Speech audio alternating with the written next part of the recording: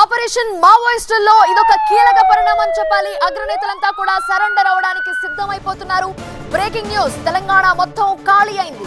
ఇతర రాష్ట్రాల్లో ఉన్న తెలంగాణ వారి కోసం సర్చ్ కొనసాగుతోంది.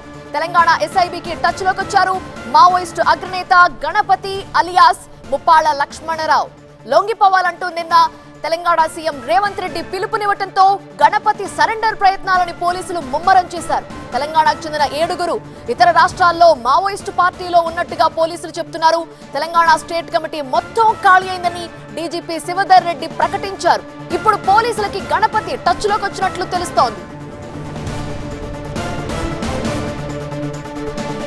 మరింత సమాచారం అందించడానికి మా bureau chief Vijay phone line లో సిద్ధంగా ఉన్నారు. విజయ్, మావోయిస్టు అగ్రనేత సరెండర్ అవ్వడానికి సిద్ధంగా ఉన్నట్లు తెలుస్తోంది. పోలీసులు ఏమంటున్నారు?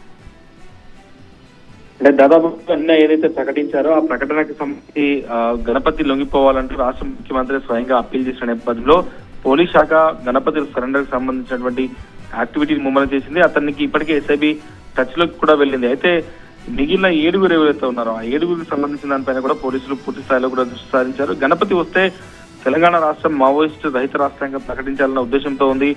ఆపరేషన్ కగార్ మార్చ్ 31 కు ముందే మొత్తం పూర్తిగా అందరూ కూడా బయటికి రావాలన్న ఆలోచనలో ఉన్నారు. దాంతో భాగంగానే నిన్న సాయంత్రం నుంచే కూడా రాష్ట్ర ముఖ్యమంత్రి గణపతిని లొంగిపోవాలని చెప్పి ప్రత్యక్షంగా స్వయంగా కోరడంతో ఆ ప్రయత్నాలను కూడా స్టార్ట్ చేశారు. ఒక వారం నుంచి 10 రోజుల్లోనే గణపతి తెలంగాణ పోలీసులకు ముందు వచ్చే అవకాశం కనిపిస్తుంది. అయితే ఆయన యాక్సెస్ అయితే దొరికింది. అతన్ని ఇక్కడ హైదరాబాద్ తీసుకొచ్చి ముఖ్యమంత్రి సమక్షంలో చూపెడతారు, లేకుంటే ఆపరేషన్ కగార్ ముగింపు సందర్భంగా ప్రైమ్ మినిస్టర్ తో పాటుగా అమిత్ షా కూడా మార్చ్ 31 రోజున పెట్టే కాన్ఫరెన్స్ లో చూపెడతారు పైన అయితే క్లారిటీ రావాల్సి ఉంది. కానీ తెలంగాణ ఎస్ఐబికి మాత్రం మావోయిస్టు అగ్రనేత గణపతి టచ్ లోకి వచ్చారు.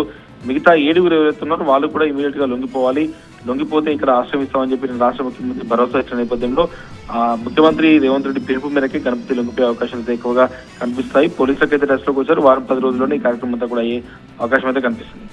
రైట్ విజయ్. బయట రాష్ట్రాల్లో ఉన్న తెలంగాణకు చెందిన ఆ మావోయిస్టులు ఎవరు ఒకసారి చూద్దాం.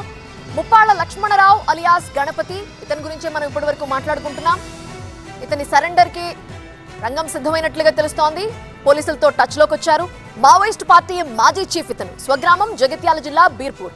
ఇక రెండో వ్యక్తి హనుమకొండ జిల్లాకు చెందిన కేంద్ర కమిటీ సభ్యుడు పసునూరి నరహరి అలియాస్ సంతోష్. మూడో వ్యక్తి గద్వాల జిల్లా బుధారపుపేటకు చెందిన కేంద్ర కమిటీ సభ్యురాలు గణపతి భార్య సోమిడి జోడే రత్నబాయ్ అలియాస్ సుజాత. ఇక సికింద్రాబాద్ కు చెందిన DKSDC కమ్యూనికేషన్ విభాగం ఇన్ఛార్జ్ వార్తా శేఖర్ అలియాస్ మంగు. హైదరాబాద్ కు చెందిన నక్కా సుశీల అలియాస్ రేలా.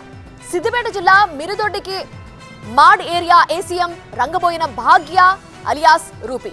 భద్రాద్రి జిల్లా తడపలకు చెందిన కుంజం ఇడ్మన్. ఈ 7 లొంగిపోతే ఆపరేషన్ కగార్ కి ముందే మావోయిస్టు రహిత రాష్ట్రంగా మారనుంది తెలంగాణ.